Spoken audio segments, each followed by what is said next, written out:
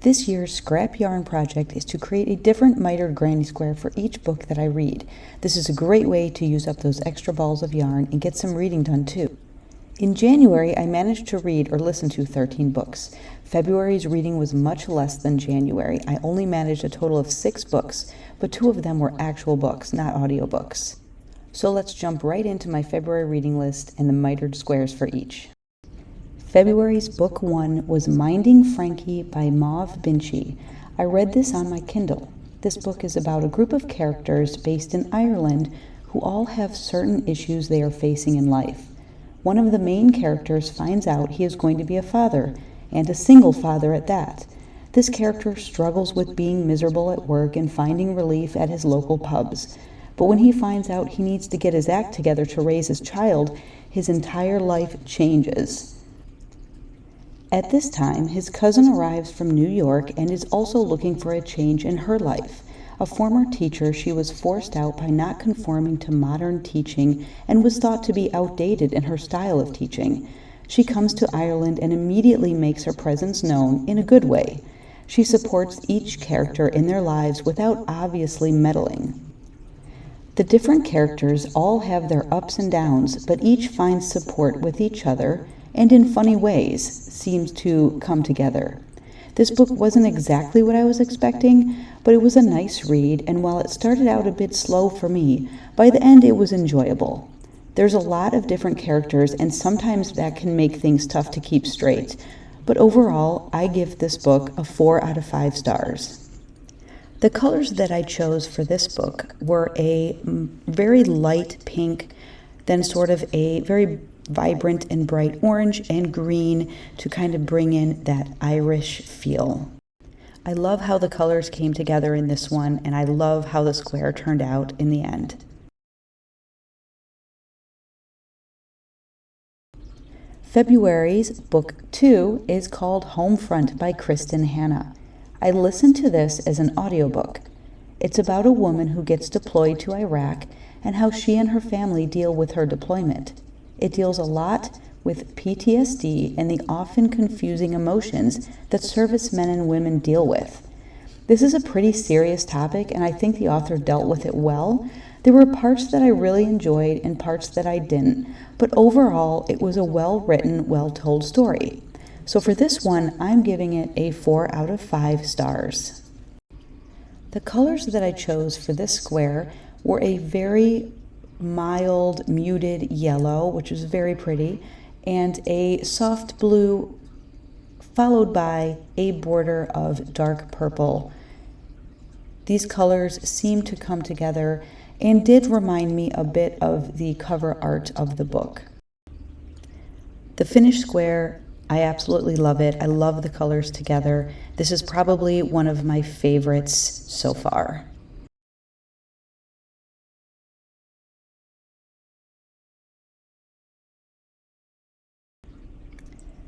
February's book number 3, Sometimes I Lie by Alice Feeney.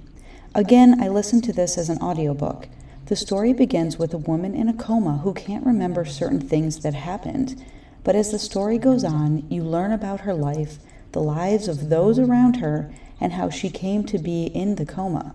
Of course, there are twists and turns, and at times I found it a bit difficult to follow, but I think that was because it was an audiobook and not an actual physical book.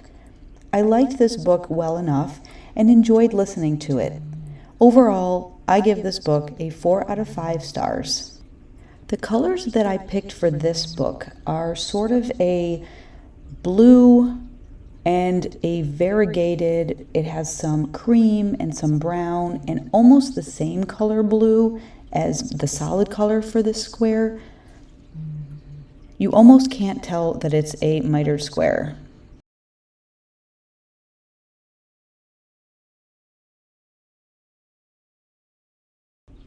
February's book number 4, Dark Matter by Blake Crouch. Where to start with this one? I also listened to this on audiobook, and it was fascinating and scary, intriguing and baffling. We start the story with a middle-aged science teacher in his home with his wife and son. He gets a call to go meet an old friend for a drink, which he does. On his way home, he is kidnapped by a mysterious person who leads him to an abandoned building on a not-so-great side of town.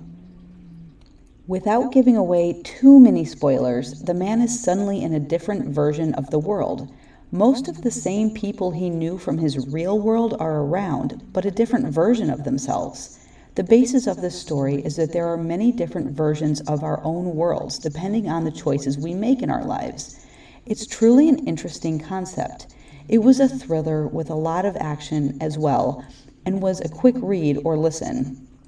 I highly recommend this if you're looking for something a bit different that reads like a thriller action but has science and metaphysical aspects as the foundation. I wanted to give this one a 5 out of 5, but the end I wasn't quite a fan of, so I'm giving it a 4 or a 4 out of 5 only because of that little end bit. The colors that I chose for this are reminiscent of the cover art for this book. Straight up black and red, and I love, love, love how this square came out. I love the alternating red and black and red and black.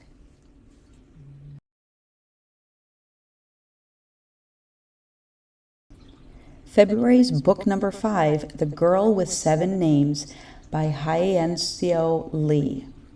Wow, I have so much to say about this book, I really don't even know where to start. I read this the old-fashioned way, a paperback version. This is a nonfiction book about a young girl who accidentally escapes from North Korea when she's only 17. She must find her own way in China, working and living and hiding, all the while desperately missing her mother and brother back in North Korea. I learned so much from this book, a glimpse into what it must be like to grow up in North Korea, not knowing anything different. I think this book affected me so much because I'm just about the same age as the author, and I can't imagine myself going through anything that she went through at that age. It really opened my eyes to how lucky I am to have lived where I lived and the ability to make my own choices in life. This is such an enlightening and inspiring story in so many ways. I highly, highly recommend it.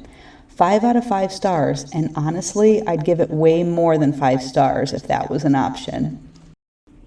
The colors that I chose for this one are a very vibrant red, yellow, and blue, and honestly, they go so well together. I absolutely love this mitered granny square.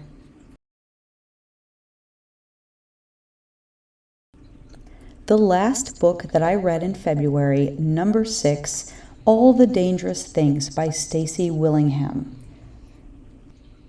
I read this via audiobook. It's an interesting look at what a mother might go through when a child is kidnapped from her own home. The mother has a past that makes her look suspect at times, at least to the reader.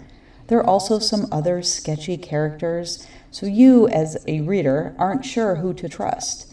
She misses her son and can't remember certain things about that night because she's lacking sleep, and she's always had issues with sleep. As a child, we find out that she sleepwalks sometimes and can't remember having done things. This is now extended into her adult life, and it makes things really complicated for her as she's trying to track down the kidnapper. This honestly started off a bit slow for me, but it got better and overall was a decent book. The end ties everything together pretty well, so for this one, I'm giving it a 3 out of 5 stars. The colors that I picked for this square are a nice rich purple, a glimmer blue, and then the variegated blue, cream, and brown. And I love this square too. I love how it came out and the colors just pop. So here is the January stack of mitered squares compared to my February stack. I definitely did not read as much in February as I did in January. I hope you guys enjoyed this quick video of all of my books that I've read in February. And until next time, happy crocheting, everyone. Bye.